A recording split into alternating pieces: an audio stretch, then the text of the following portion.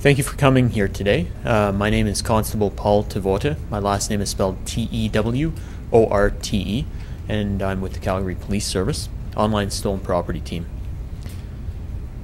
Today we've got an important announcement to make that really shows the changing face of crime with respect to the development of online buy and sell sites and criminal activity really moving into the realm of cybercrime, and how important it is for agencies to work together to try and resolve this.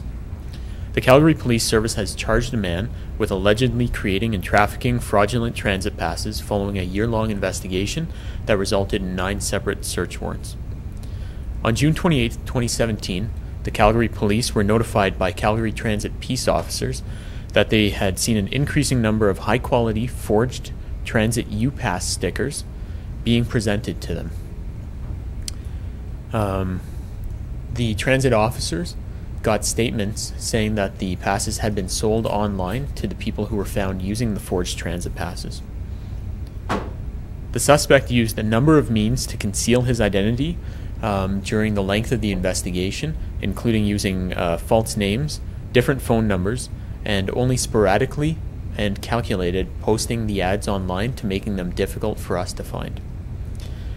In January of 2018, a package containing 3,300 forged UPass stickers, which had been professionally printed in China and destined for the suspect, was intercepted by the Canada Border Services Agency in Calgary. The 3,300 stickers could have resulted in a loss of more than $1.3 million in revenue to Calgary Transit had they hit the market. It is alleged that between May 2015 and January of 2018, the suspect exchanged fraudulent UPass stickers with Calgarian for a total estimated value of $34,000 in revenue going directly to the suspect. As a result of the interception of the forged UPass stickers by Border Services officers, several search warrants were executed, which resulted in a significant amount of digital evidence being obtained. On Wednesday, July 25th of 2018, David Philip Smurd of Ontario was arrested and charged with 1 count each of making forged documents, fraud over $5,000, and uttering forged documents. Smurd will next appear in court on Monday, September the 10th of this year. Investigators would like to thank the members of Calgary Transit and Canada Border Services Agency for their assistance with this investigation, and I would now like to open the floor to comments from both of those agencies, after which we'll have a Q&A.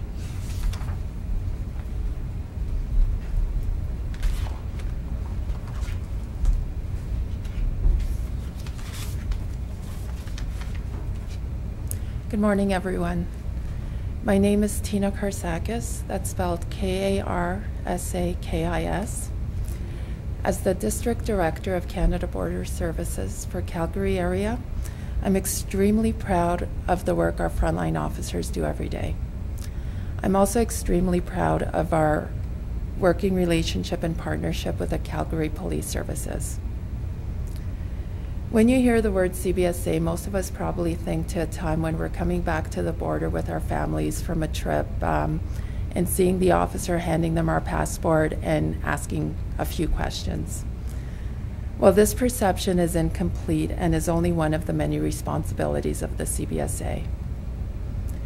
Today, I'd like to highlight the important work of the Calgary commercial operation and in particular this case. On January 2nd, 2018, CBSA intercepted a shipment of stickers declared as samples arriving from China.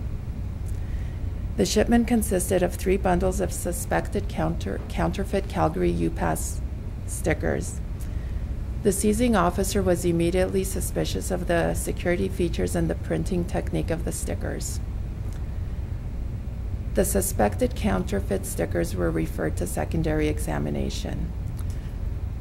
This is also an excellent example of CBSA performing risk assessment and referring to secondary examination. Secondary examinations are done for a number of reasons.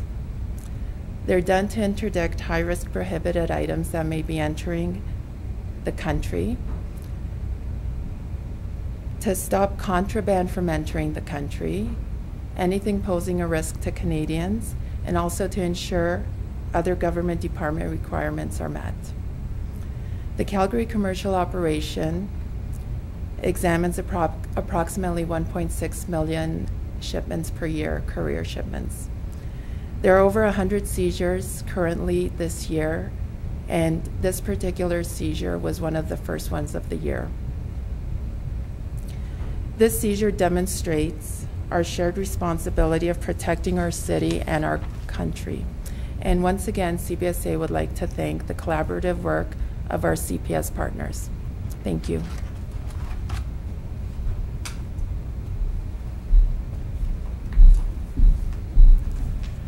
Good morning. My name is Superintendent Brian Whitelaw. Brian is spelled B-R-I-A-N. Whitelaw is spelled W-H-I-T-E-L-A-W. And I am the Superintendent of Calgary Transit Public and Safety. I want to first start by thanking all of you for being here today. When a customer buys a Calgary Transit Pass, they like to think that that's money well spent. And it's important to know, I think, for all of our customers that we protect the integrity of our fare products as a key part of the work of Calgary Transit Peace Officers. This is exactly what the officers that were involved in this investigation were doing. They started to notice discrepancies, repeating serial numbers, and they worked closely with post-secondary institutions to make sure that there weren't issues in the distribution of the UPass. Through a lot of work, in fact through 22 individual cases involving individuals who had purchased the fare product through sources like Kijiji, they were able to determine a common pattern. And by working in partnership with the Calgary Police Service, we're able to move that investigation further based on a lot of pattern analysis.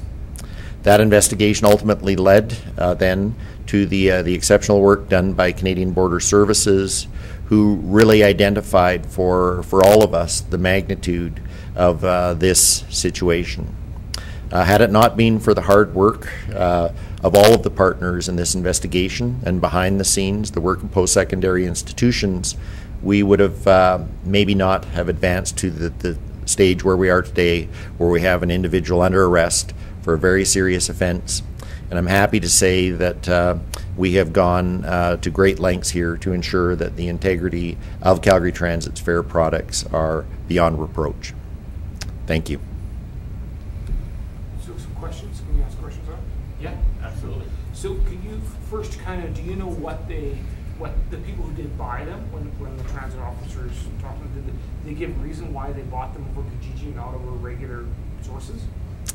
Certainly, I mean, people are looking for that deal. So I think in many respects it's that human nature to try to find a product cheaper. I would emphasize that when people do that, a secondary seller, transit doesn't see any of that revenue. And in our need to really keep the transit pass affordable, when people are buying from secondary sellers, or in the case where we have a large counterfeit operation, that we end up ultimately losing money, which eventually reflects its way back into the value of a transit pass. Now, were they selling these for quite a bit cheaper than what you were, like what would it normally pay, and how much were they actually, do you know what they were charging for them? I can say there was a range. The offense is not always the same price, but the price was lower than certainly somebody who would purchase a 3 or 4 month passes of transit fare.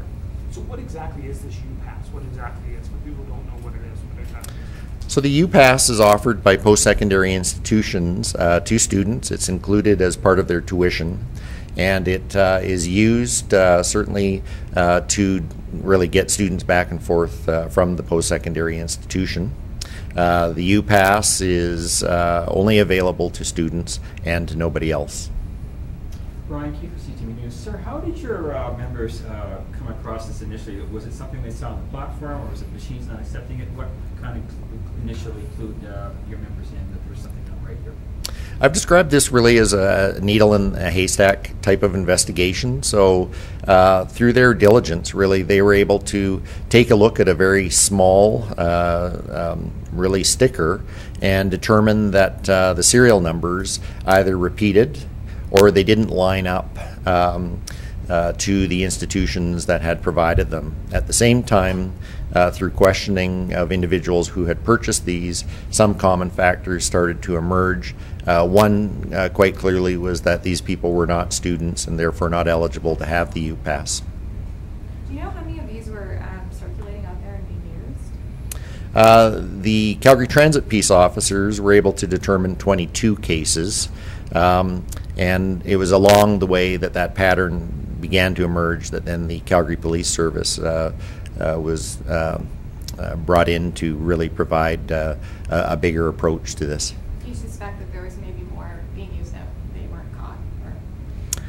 The methods that we use to estimate both fare evasion, misuse of fare passes is always an estimate.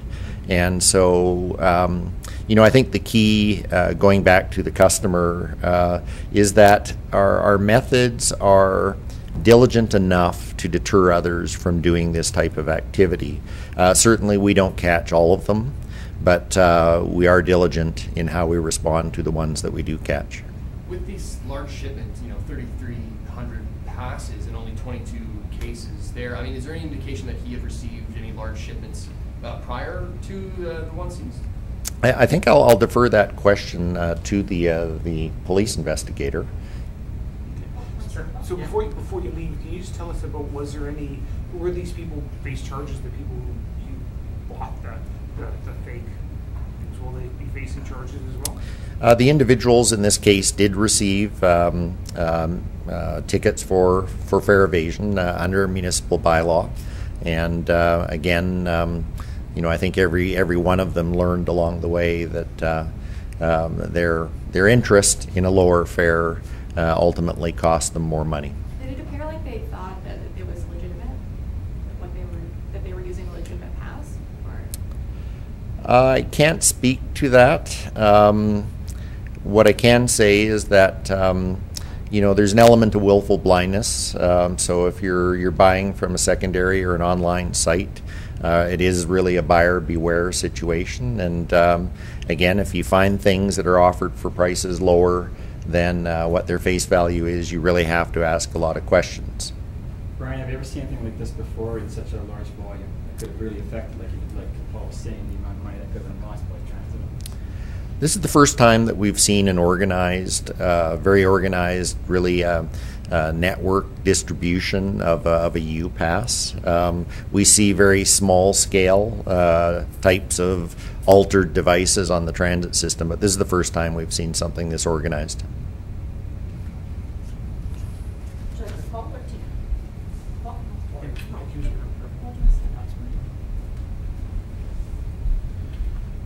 Okay. Just quick, going back, just with that large shipment seized, I mean, with that high number and only 22, was there any indication that there was a larger shipment beforehand and that there are more out there? There were indications. So through our digital forensic process, we have really excellent officers in Calgary who are able to ascertain a lot of evidence that way. We were able to determine that there had been prior shipments. The total amount of passes really varied. From what I saw, there appeared to be an increasing trend over time from when this initially began, which was before we had even suspected. When the investigation began, it was summer of 2017, and based off of the evidence that we got, it seems to have started well over a year prior to that, at least the planning stages and then the sales as well. So there had been prior shipments. They had been increasing over time. Hundreds of stickers had been ordered previously as well. And I can say that hundreds had been sold based off of the evidence that we have too. Brian, do you think, I know through the investigation you just mentioned the one name, are you confident just one individual was involved in this whole fraud process from the get-go? I can't speak about any other ongoing investigative avenues. We're confident that we have the individual who had masterminded the operation, so to say. Yeah. I just have a quick question for Dean, if I could. Yeah, absolutely. Thank you. Sure. Sorry, Tina, I was just curious. When the package initially arrived, was he suspicious right from the get-go, like this doesn't seem right, and then just followed through from there? It was a random examination, so it was essentially a cold hit. The package was opened, and when the officer examined the package, that's when they noticed some concerns and referred it for secondary examination. And through the protocol process, when you guys came across that package and you examined that, you knew there was something not right, did you immediately notify Transit and CPS? Like, I'm just... No, it doesn't. CBSA, like the front officers don't notify directly. Okay. There's a process that there's an online reporting system that they use, and we work with our own CBSA intelligence division, and they reach out to our partners. Are you able to reach out to the other side where this initially, the printing was done in China, to get a sense of maybe locking it down, or is that beyond your control? No, we don't do that. That's not within our mandate. Thank you. Okay. Questions for anyone? Nope.